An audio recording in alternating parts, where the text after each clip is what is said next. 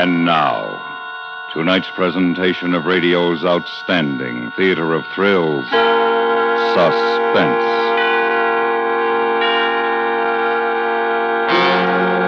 Tonight, we bring you a story of a man who found that stealing a fortune was one thing, but getting away with it was another. So now, starring Mr. Victor Perrin, here is tonight's suspense play, Double Identity.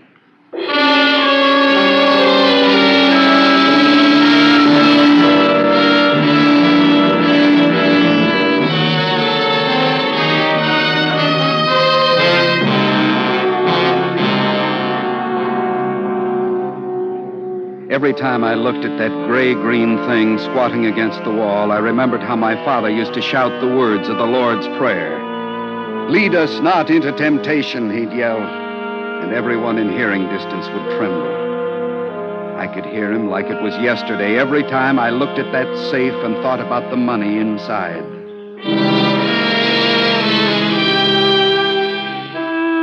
It was 5 o'clock Friday afternoon. Baker was at the cashier's window passing out the last of the pay envelopes. I was sitting behind my desk watching him. I knew exactly what he'd do when he finished, what he'd say. I'd watched him patiently for almost 5 years. Well, another day, another $1,000. Okay, Mr. Lockman, that's it. Count the cash in your tray and we'll lock up. Yes, sir. Lockman speaking. George, Henry. Hey, what's this I hear about you backing out of the game tonight? Well, I'm afraid that's right, Henry. Well, I'm going to miss your pennies, boy. But if it can't be helped, it can't be helped. You been to the doctors? Oh, no, it's nothing that serious. Well, it's probably just the virus. A lot of it going around, you know. They couldn't test that new job for the Air Corps last week on account of Pete Jenkins getting it. Yeah, I heard. Well, you take care of yourself, boy. I will, Henry, thanks. $228.90, Mr. Lockman. Oh, all right, Baker. Let's put it away. Now, I'll sure be glad to get out of here tonight. Yeah, so will I. Here, you want to hold this? I'll spin my half of the combination. Go ahead.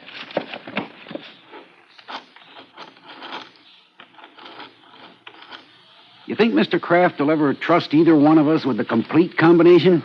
It's not that he doesn't trust us. He just doesn't want to put temptation in our path. Well, maybe so. But what if something happened to one of us while he was away sometime, like he is now? How'd they get it open? I don't know. Yep. Okay, your turn.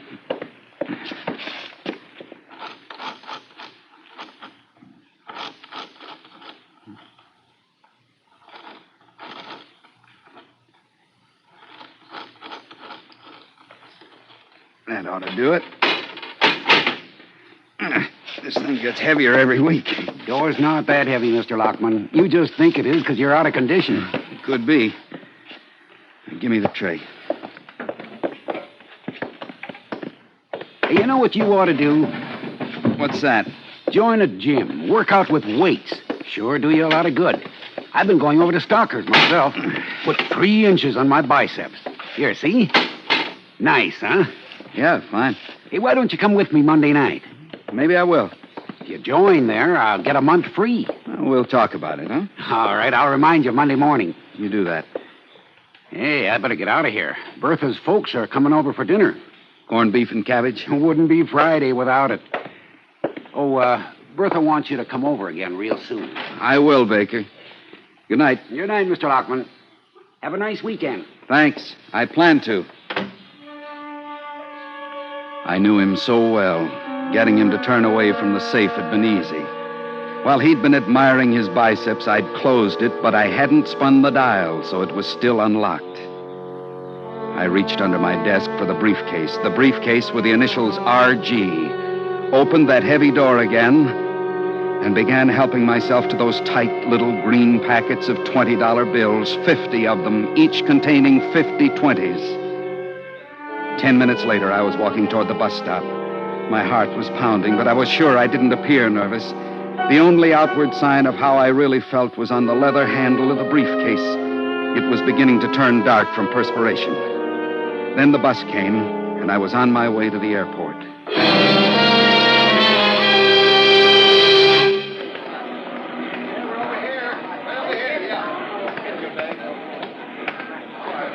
Yes, sir? I'm on Flight 19 for New York. Your name, please? Gelder. Robert Gelder. Do you have any baggage, Mr. Gelder? Only this briefcase. I'll keep it with me if that's all right. Yes, sir. Let's see now. Your destination is Paris. That correct, Mr. Gelder? Yes. Uh-huh. Well, you're cleared all the way through, L.A. to New York, and you're holding a reservation on overseas flight 120 tomorrow night. Yes, I know. All right, Mr. Gelder. Your flight leaves from gate 7 in 5 minutes. He didn't have to tell me the plane left in 5 minutes. I knew. I'd gone over every detail of the next 36 hours again and again. First, a nonstop flight to New York. Then across the Atlantic to Paris. I'd travel for a while, see Rome, Cairo, Algiers, and I'd make friends. Yes, sir, Robert Gelder would be a man of the world, a man whose every desire would be fulfilled. The money would see to that.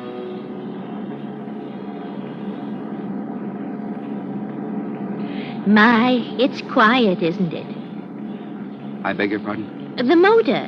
They're so much quieter than I ever imagined they'd be. Oh, well, that's because the cabin's been insulated against noise. Oh, my, when I think there weren't any planes at all when I was born. Well, it certainly makes me feel awfully old.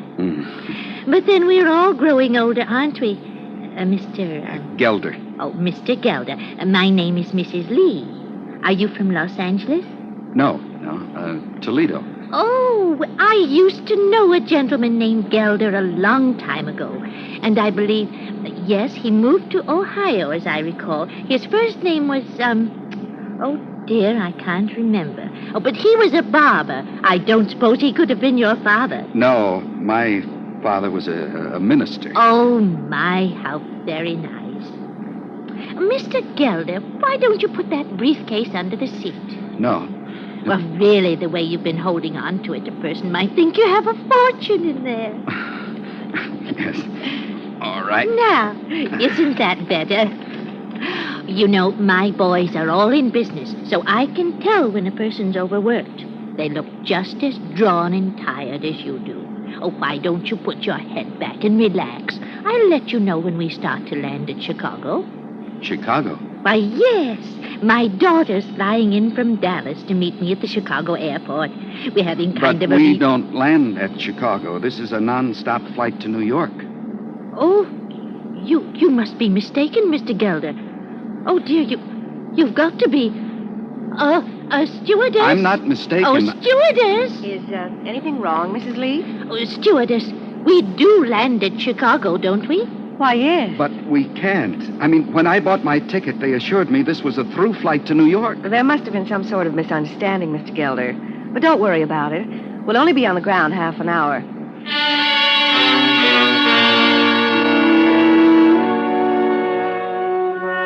What did I get so worried about? What was half an hour? I was tensing up. The old lady had noticed the briefcase. I was being too careful, too obvious. So when we landed at Chicago, I left the briefcase on the plane and went in for a cup of coffee. Hand me the sugar, would you please? Huh? Logman. George Logman. What? What the devil are you doing here, George?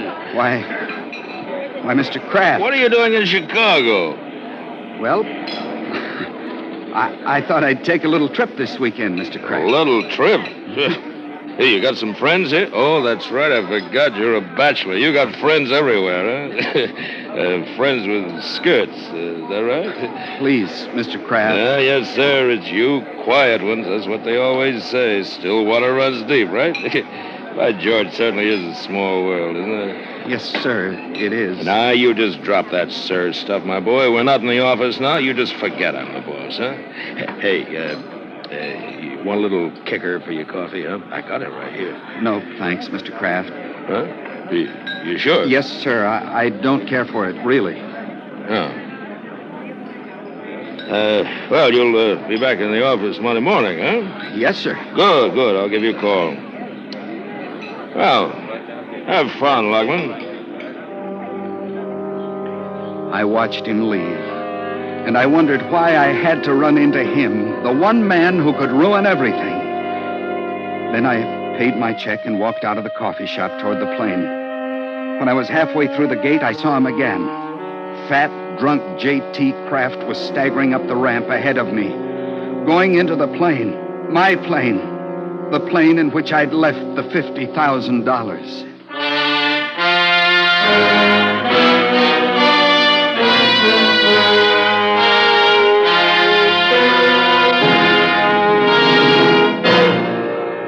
You are listening to Double Identity, tonight's presentation on radio's outstanding theater of thrills, Suspense.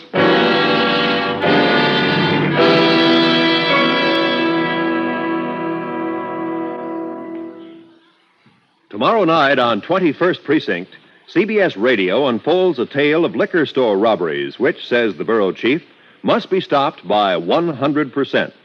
The plan works when Captain Keogh of the 21st Precinct cooperates by supplying 4 of his men in plain clothes.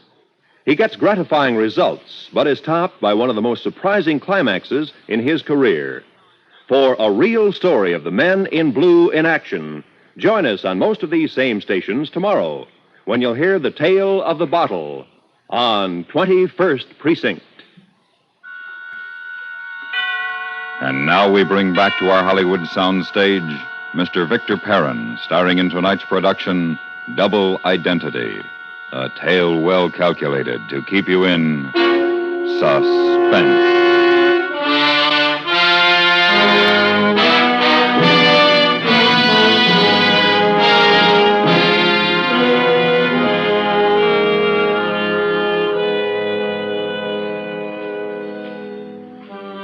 For the first time, I wasn't sure of myself. For the first time, I was really afraid. J.T. Kraft, the one person in the world who could stop me from getting away with that money, had boarded the plane ahead of me. I stopped and tried to think. If I stayed in Chicago and let the plane go on to New York with my briefcase, I'd be taking too big a chance. I didn't have a baggage check on that case. Anybody could take it and walk off with my money. But if I boarded the plane, Kraft would see me and start thinking. Then my mind was made up for me. Mr. Gelder! Mr. Gelder, come on. We want to take off. Oh, yes, I'm coming. I had to chance it. Kraft was drunk. Maybe I could keep him that way. Then I'd lose him as soon as we landed. Please take your seat and fasten your safety belt, Mr. Gelder. Yes, I will, stewardess. Stewardess, who are we waiting on? Somebody named Gelder? Everything's all right now, Mr. Kraft. Well, it better be, because I have to be in the... Longman, what are you doing here? Mr. Kraft? Well, here, you sit down right by me, my boy. Come on. There we go. You decided to go to New York, huh? Yes, sir. Well, what happened, my boy? Couldn't you score in Chicago? It was about time. What are you going to New York for? You got to be back in the office Monday morning, haven't you? I know. Do you still have some of that medicine? Huh? Well, you know, that kicker stuff you were going to put in my coffee? Oh, yeah, sure, yes. Well, I thought you didn't... Here you go. Help yourself. Thanks. Yes, sir, this is a double cause for celebrating. I sure put it over, yes, sir. You know what I did? I made a deal with the Great Lake people. Good fat order, you know? That's why I'm living it up. How about you? Well, I've decided to take a few days off. Well, that's good for you, good for you. You know, it must get awful dull handling all that money, not being able to spend any of it, huh, George? Yes, sir. It sure does. Here, have yourself another drink. Sure, Mr. Kraft. Right after you do.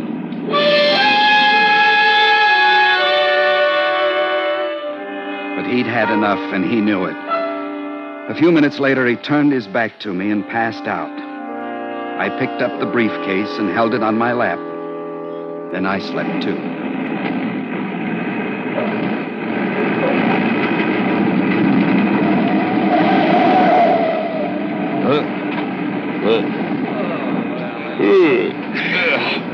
Oh, we're done, huh? Yes, sir. New York. How do you feel, Mr. Kraft? All right, I guess.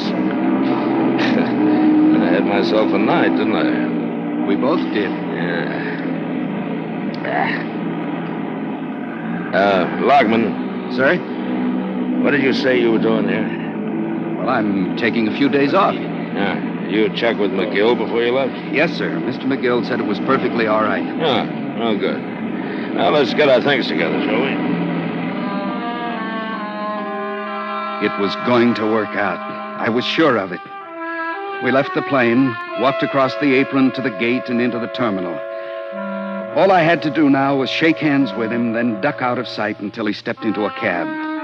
As soon as he was gone, I'd confirm my reservations for Paris, then relax. Well, have a pleasant holiday, Lockman. I'll see you back at the plant, huh? Yes, sir. Just a minute. That isn't your briefcase. What? Here, let me see that. I know, yeah. Take a look for yourself. Initials RG. You picked up somebody else's. A mistake. Well, I... Come on, we'll get it straightened out over at the luggage counter. But, Mr. Kraft, this case, I mean, when I decided Stop spluttering, Lockman. This will only take a minute. Yes, may I help you? Well, I don't think Just let me handle it, son. This man picked up the wrong briefcase by mistake. Oh, that right, sir? Yes. Mine is exactly like it, and I thought perhaps... Well, don't worry about it, sir. Happens all the time. Now then, what's the name? Gelder. I mean, Lockman. Say, that's right, son. That's probably how they got mixed up. The stewardess mentioned something about a man named Gelder back in Chicago, so they were waiting on him, remember? You remember that, too, don't you? Yes, sir, I do. Well, I'll bet you anything that's his case. Do you have any bags here for a Gelder? I wouldn't know, sir, unless there's a claim check. No. No, what about Lockman? You do have a claim check, don't you, George? What do you have besides a briefcase? Well, that was all, sir. I didn't need a claim check for it. Huh? You only took a briefcase? Well, yes, sir. I left in such a hurry. You got Mr. Lockman's briefcase back there? No, sir. There is no briefcase here. Yeah. Looks like you're out of luck till Gelder realizes his mistake and brings your case back, George. Look, I'll tell you what you do. You leave Gelder's case here, and then you come along with me into town. We'll give the clerk the name of my hotel, and when your case shows up, well, he can send it in to you. I think I'd better wait right here for it, Mr. Kraft. Nonsense, my boy. We both need some breakfast and a shower. Now, you come along with me.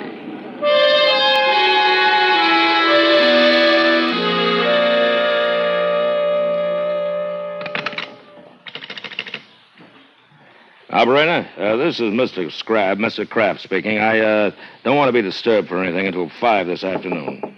That's right, 5 o'clock, yeah. Oh, wait a minute. Get that, will you, Lockman? It's probably room service. Yes, sir. Operator?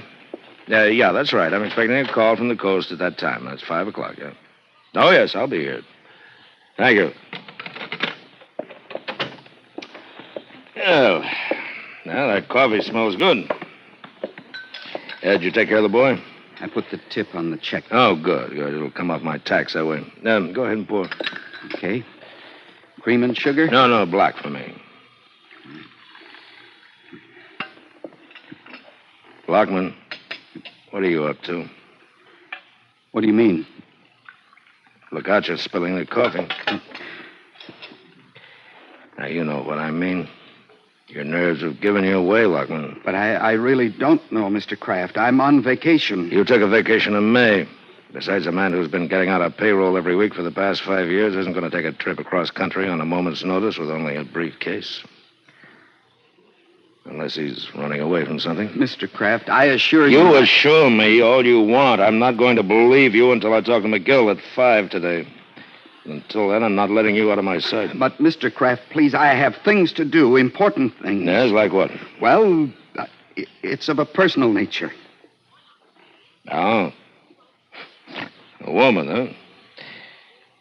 All right, Lockman, I'll give you a break. Still waiting for McGill to call me, I'll call him. What? And if he knows about your being here, you can leave any time you like. Put down that phone, Mr. Kraft. What? I said put it down. Now, wait a minute, Lockman. You forced me into this. I had it all worked out so carefully, then you had to come along. Now, wait a minute. Wait a minute, Lockman. Wait for what? Huh? Lockman! Lockman, please. Please. Wait for you to call the police, Kraft. Lockman. Please.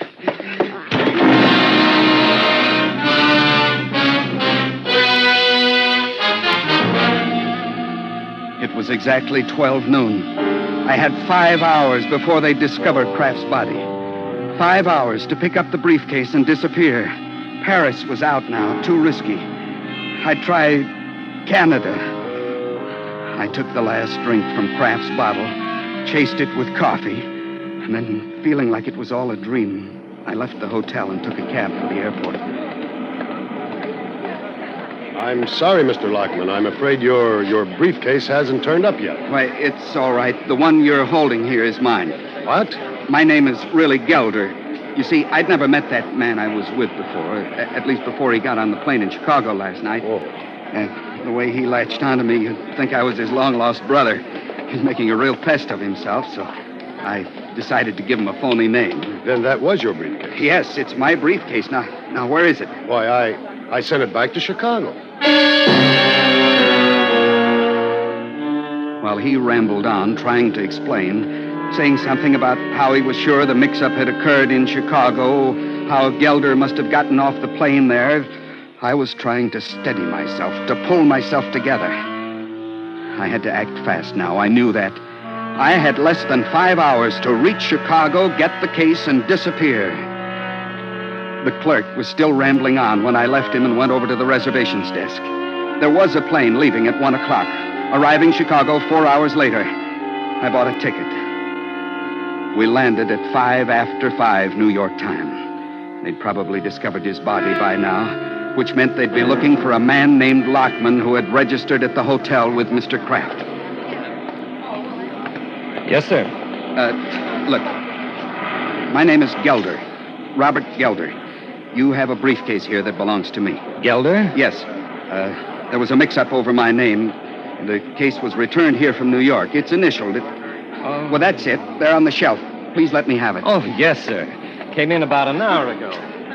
Do you have some identification, Mr. Gelder? What? Well, I'll need some identification before I can let you have it.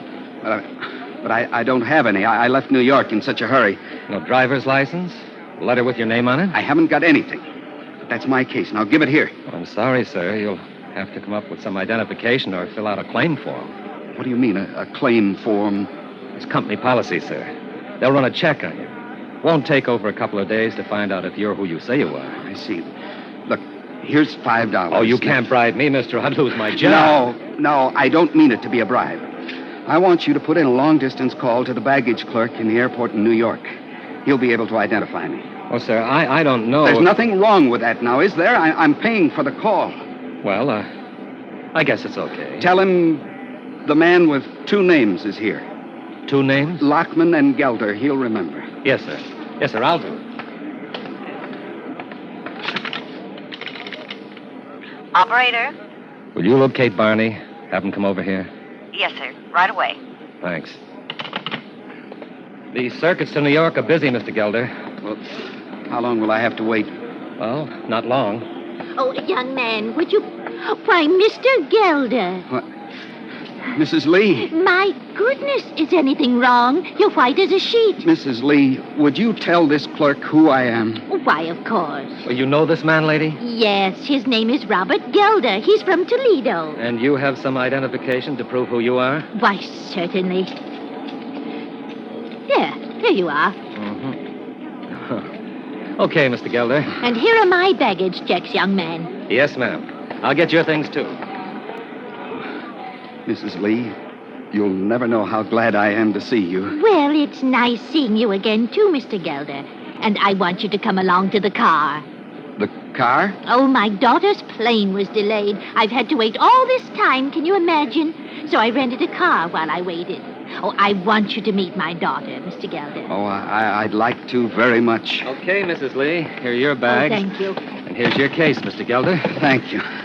Sorry about the delay. Oh, that's all right. Mr. Gelder, if you'll just take these 2 heavy things, I'll carry your briefcase. Certainly, Mrs. Lee. Oh, I do hope they're not too heavy.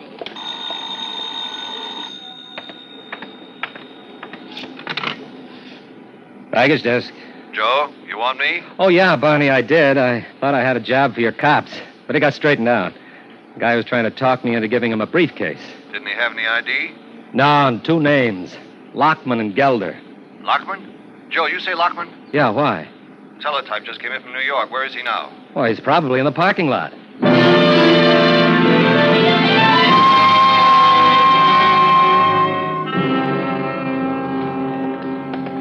Oh, my daughter's parked just ahead, Mr. Gelder. You see that convertible? Oh, yes. It's very nice. She always wants the best. She's from Texas, you know. Yes, you told me. I wonder if you'd mind giving me a ride into town. Oh, no, of course not. Are you going to be staying here a few days? Well, I'm not sure. I've got some business up in Canada, Lockman! but... Hold it, Lockman. What, Mr. Gelder, what is it? Put your hands in the air. No! Hold it, Lockman! Oh, Mr. Gelder! Lockman, hold it!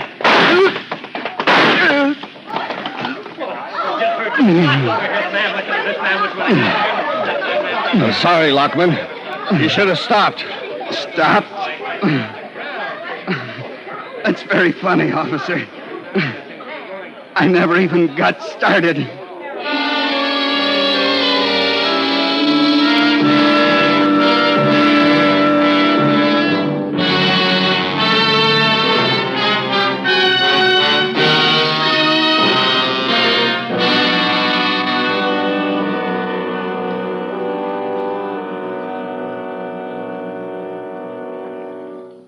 Suspense, in which Mr. Victor Perrin starred in tonight's presentation of Double Identity.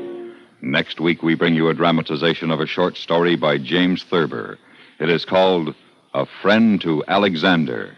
That's next week on Suspense.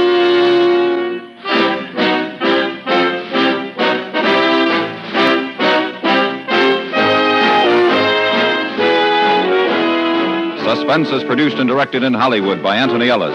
Tonight's script was written for Suspense by Alan Botzer. The music was composed by Rene Garrigank and conducted by Wilbur Hatch. Featured in the cast were Paula Winslow, William Conrad, Charlotte Lawrence, Paul Dubov, Joe Duval, Don Diamond, Bill Lally, and Bill Justine.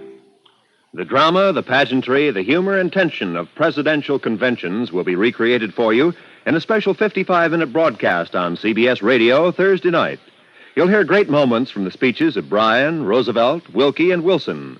You'll hear Claire Booth Luce speaking to the Republicans in 1948, and India Edwards lecturing the Democrats on manners at the 52 convention. Bob Trout will be the narrator, and you'll hear from high party officials of both major parties reminiscing about backstage scenes. Listen for this special program called Convention Fever on most of these same CBS radio stations tomorrow night. Stay tuned now for 5 minutes of CBS News, to be followed over most of these same stations by My Son Jeep.